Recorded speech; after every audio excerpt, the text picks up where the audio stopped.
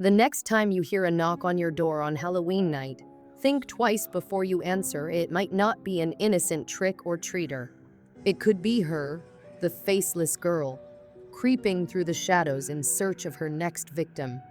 She seems harmless at first, just another child asking for candy. But when you catch a glimpse of the eerie emptiness where her face should be, you'll realize she's anything but innocent. Those who ignore her gentle knock or hesitate to offer candy may find themselves facing something far more sinister than a harmless Halloween prank. This is just one of the terrifying legends you'll uncover. Are you ready to face the lurking terror on the other side of your door? Turn off the lights, put on your headphones, and dive into some of the scariest Halloween stories you've ever heard. In rural areas of the United States, a chilling legend has circulated for decades, especially around Halloween. It tells of a mysterious girl who knocks on doors during Halloween night, asking for trick or treat like any other child. At first glance, she seems ordinary, wearing a mask and holding a candy bag like all the other children roaming the streets that night. But there's something deeply unsettling about her, a feeling that many try to shake off. The legend goes that if you open the door and give her candy, the girl will silently thank you and move on, like a normal trick or treater. However, those who refuse to open the door or take too long to answer report much more horrifying experiences. If the girl feels ignored, she returns, knocking persistently in the following nights. What's even more terrifying is when she decides to reveal what lies behind her mask. Without a word, she removes it, exposing the void where her face should be. There's no nose, no mouth, no eyes, just a smooth, pale surface where her features should have been. The sight is paralyzing, like staring into a lifeless abyss. Legend has it that the faceless girl is the spirit of someone who died tragically, doomed to wander eternally on Halloween night. Some say she was a young girl who perished in a fire, her face left horribly disfigured. Others believe she was abducted, her body never found, leaving her trapped between the realms of the living and the dead, without an identity, without a face. Now, she wanders from door to door, seeking souls to share her eternal misery. People who confront her directly, trying to scare her off or drive her away, often face terrible consequences. In the days following an encounter, those people report feeling a constant presence around them, mysterious knocks on windows and doors, and a haunting sensation of being watched in the dark. The legend warns that challenging the faceless girl leads to supernatural occurrences until the next Halloween.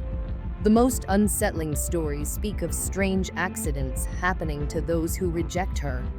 Objects fall from shelves, mirrors shatter without reason, and some are found injured, unable to recall how it happened. Some say the girl returns to the house, standing silently at the door, as though waiting for something, and the fear only grows because no one knows what happens when Halloween ends.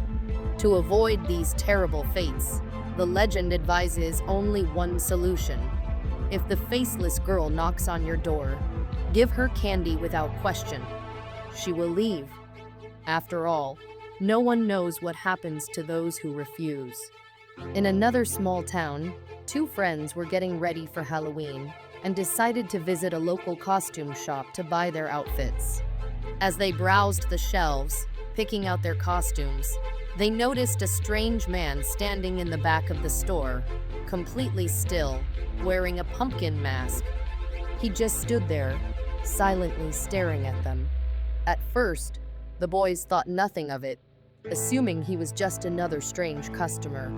After selecting their costumes, the two friends moved on to gather accessories from different sections of the store. But wherever they went, they noticed that the masked man was still watching them, motionless. A sense of unease crept in, and they decided to pay for their items quickly and leave the shop. Upon reaching the street, they breathed a sigh of relief. only to find that the man with the pumpkin mask was now following them. They quickened their pace, but the man seemed to keep up effortlessly, maintaining his eerie silence. Fearing for their safety, the friends ducked into an alleyway, hoping to lose him. However, when they looked back, the man had disappeared. That night, after the encounter at the store, the friends couldn't shake the feeling that something was wrong. One of them received a strange phone call, nothing but heavy breathing on the other end. Later, they both started hearing knocks at their doors. The first knock came just after midnight, and when they looked through their peepholes, no one was there. The knocks grew louder and more frequent, as if someone or something was trying to get inside.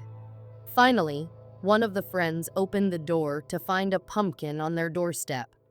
Inside the carved-out face of the pumpkin was a note that read, "You should have never looked back." Panic gripped them as they realized the masked man wasn't just a prankster. He was something far more dangerous, perhaps supernatural. The knocks continued for nights on end, and the friends' paranoia grew.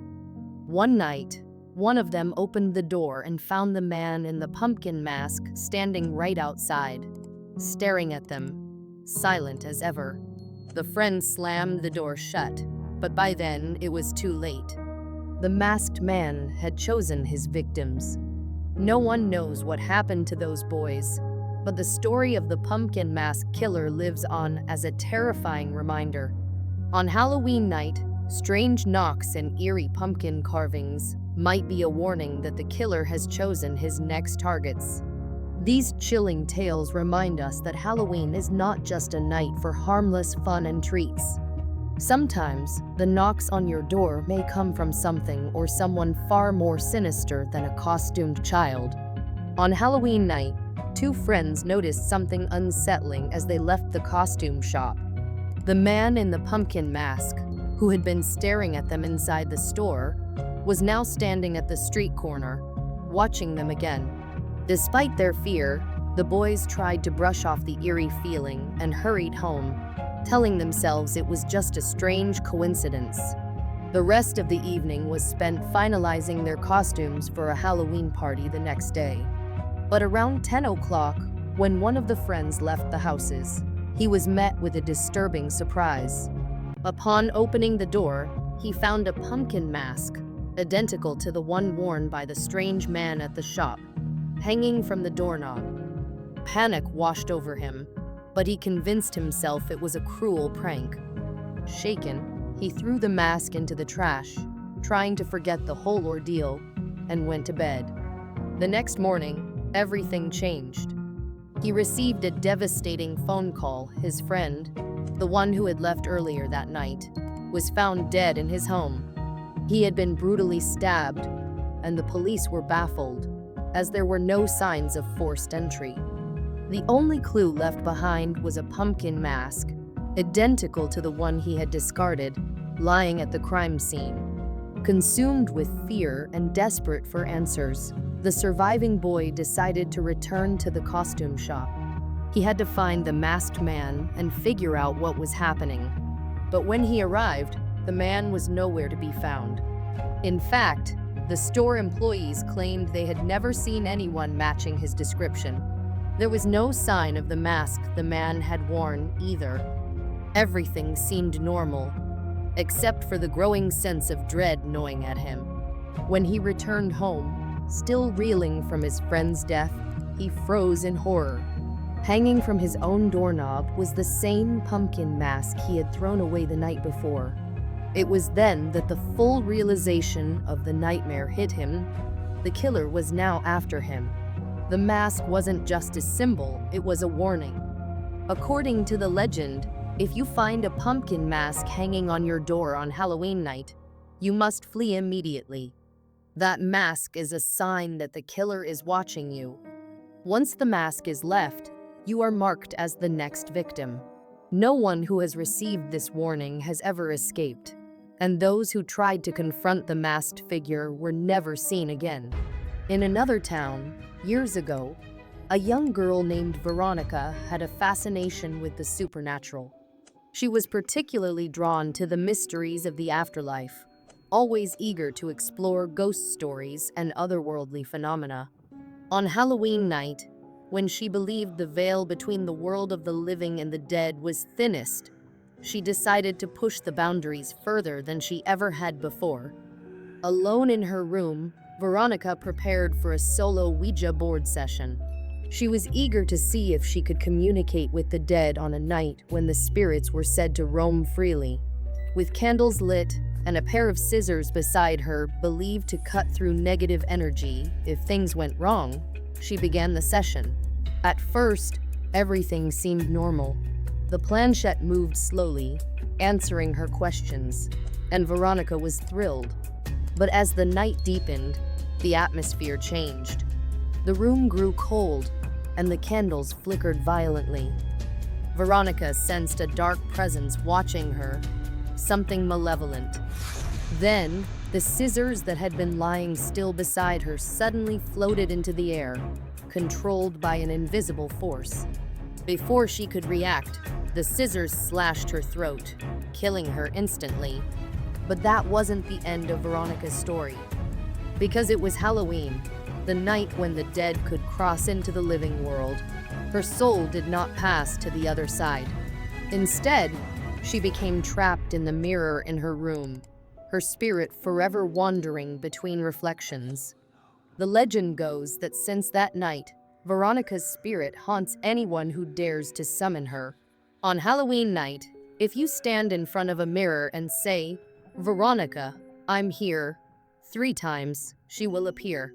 Her pale, bloody figure will emerge from the mirror, trying to switch places with you to escape her prison. If she manages to touch you, she will take your soul, trapping you in the mirror until Halloween night ends. It's also said that even thinking about Veronica while looking into a mirror can be dangerous.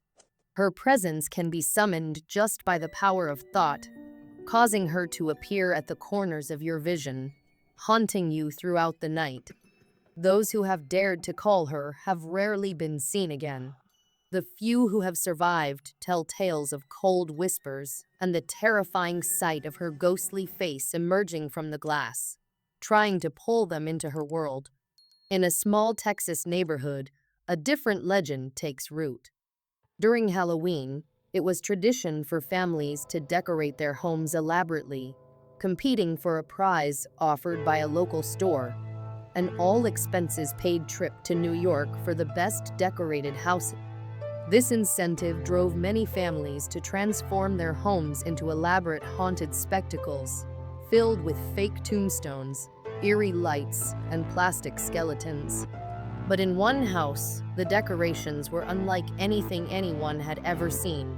The front yard was covered with what appeared to be lifelike bodies hanging from trees, draped over fences, and slumped on the porch.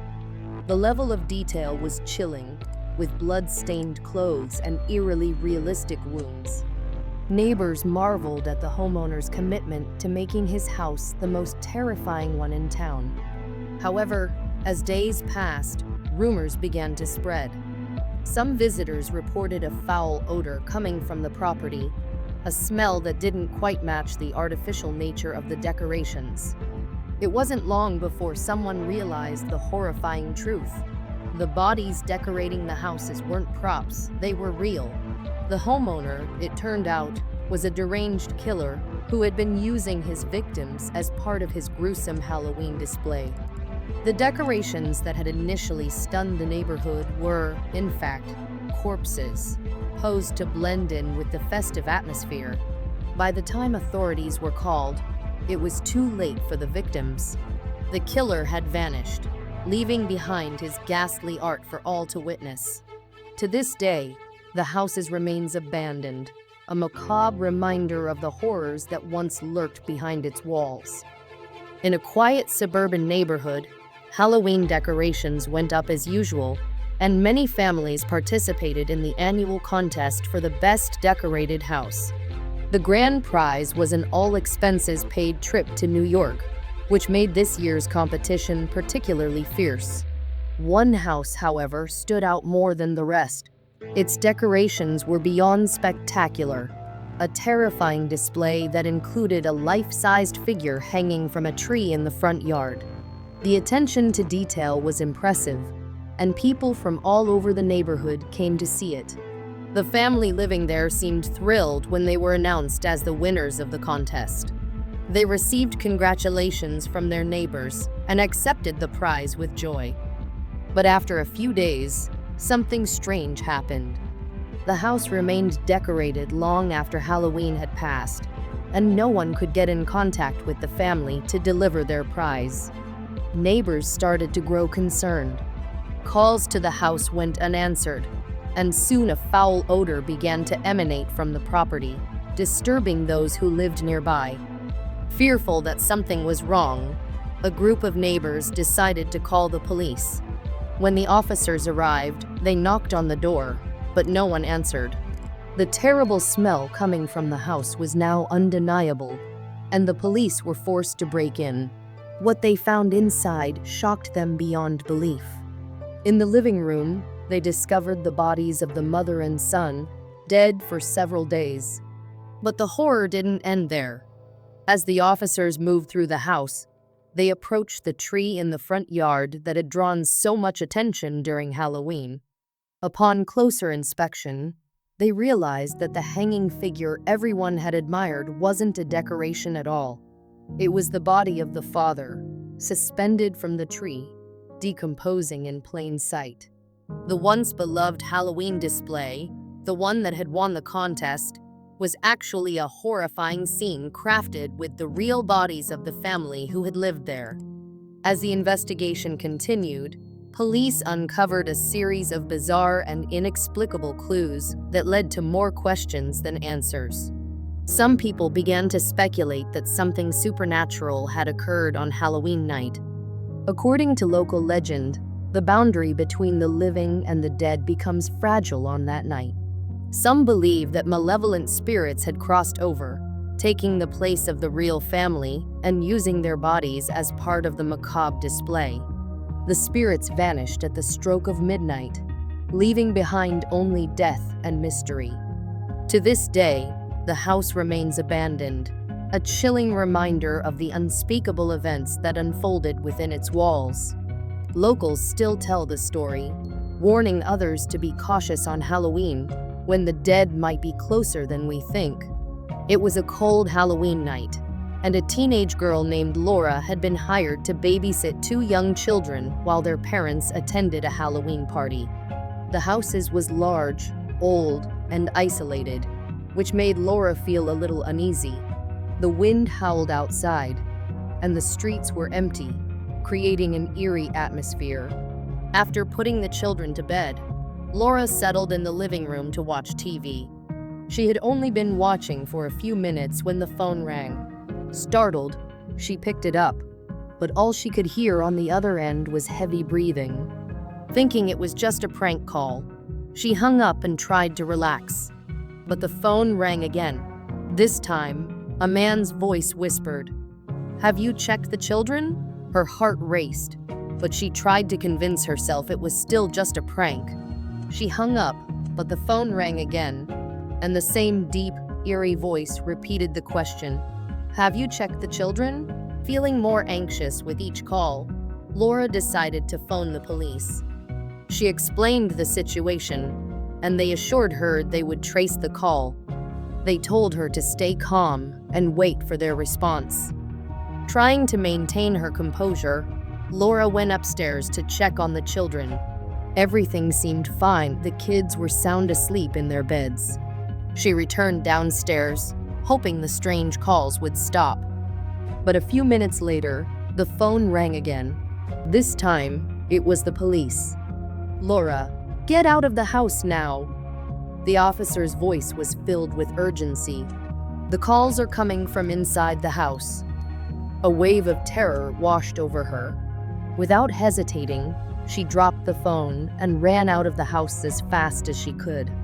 Moments later, the police arrived. When they searched the house, what they found made Laura's blood run cold. Hiding in the children's bedroom closet was a man holding a knife. He had been inside the houses the entire time, making the calls from a phone in one of the upstairs rooms. His plan had been to wait until the right moment to strike, all the while watching Laura, completely undetected. The incident left Laura traumatized, and she was never the same again. The legend of the babysitter and the man upstairs continues to be told in various towns, a cautionary tale for those who babysit in isolated houses, especially on Halloween night when the streets are deserted and terror seems to lurk around every corner. Long ago, in a small Irish village, there lived a man named Jack. Jack was infamous for being a drunkard and a trickster, caring little for anyone but himself. One night, while drinking in a bar, Jack encountered the devil himself. The devil had come to claim Jack's soul, as his time had finally come. But Jack, ever the cunning trickster, came up with a plan.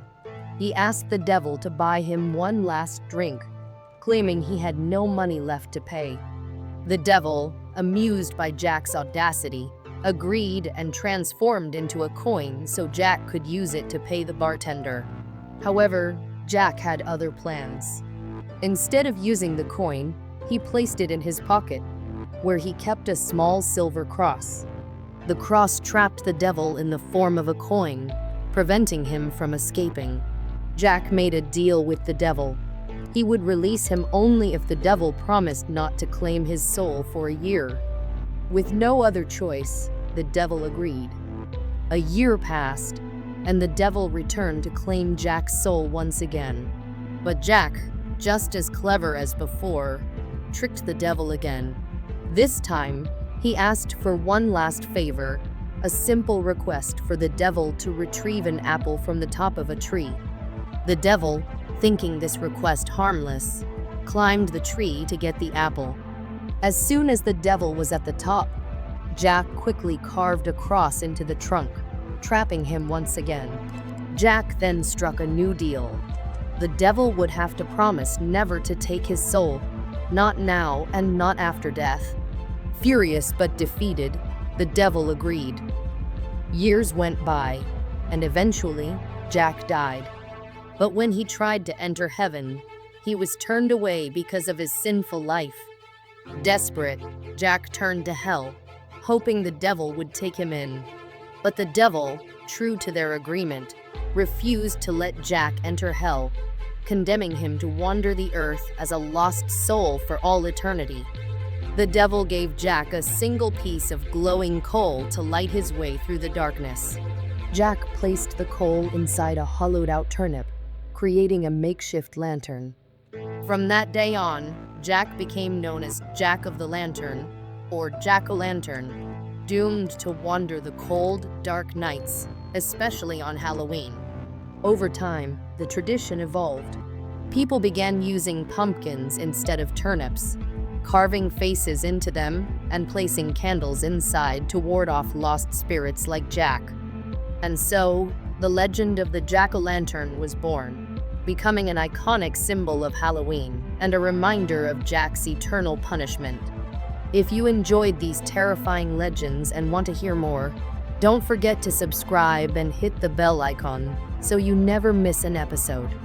Share these stories with your bravest friends and comment below which legend sent chills down your spine. Who knows? Your suggestion might be featured in the next episode.